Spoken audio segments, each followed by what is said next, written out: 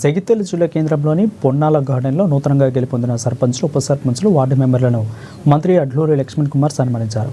ఈ సందర్భంగా కాంగ్రెస్ పార్టీ ఆధ్వర్యంలో ఎన్నికైన సర్పంచులను, ఉప సర్పంచ్లు, వార్డు మెంబర్లకు శుభాకాంక్షలు తెలిపారు.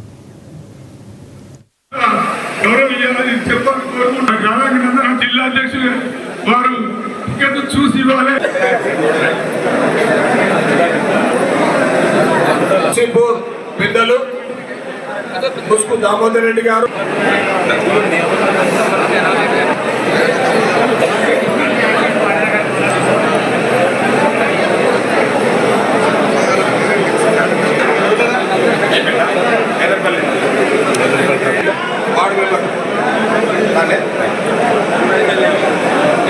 ఉప సర్పంచ్ వేదికపైకి రాగలరు.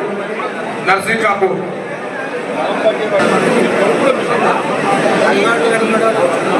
పూర్తి అధికారాలు ఉంటాయి.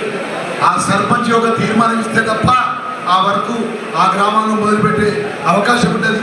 అంత గొప్పగా చట్టాన్ని చేసినటువంటి ఈరోజు ఆ చట్టపరంగా ఎన్నుకోబడిన సర్పంచులు ఎవరు కూడా మన జిల్లాకు సంబంధించినటువంటి, మన నియోజకవర్గానికి సంబంధించినటువంటి సర్పంచులు ఎవరు కూడా ఆందోళన పడద్దని చెప్పి మనస్ఫూర్తిగా మనవి చేసుకుంటూ, నేను ఎక్కువ మాట్లాడకుండా మా మిత్రులందరూ కూడా చాలామంది మిత్రులు పాత కొత్త అని ఒక ఆందోళన పరంగా ఉన్నారు.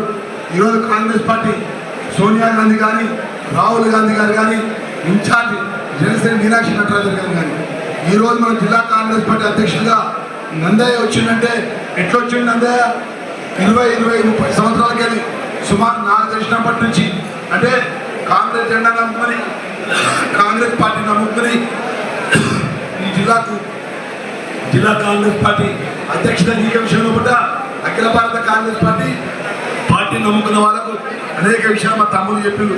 అన్నా, మేము పోటీ చేస్తే మమ్మల్ని ఓడగొట్టడానికి, మన పార్టీలో మమ్మల్ని ఇబ్బంది పెట్టే విధంగా చాలామంది చేసినట్టు నేను ఒకటి చెప్తున్నా.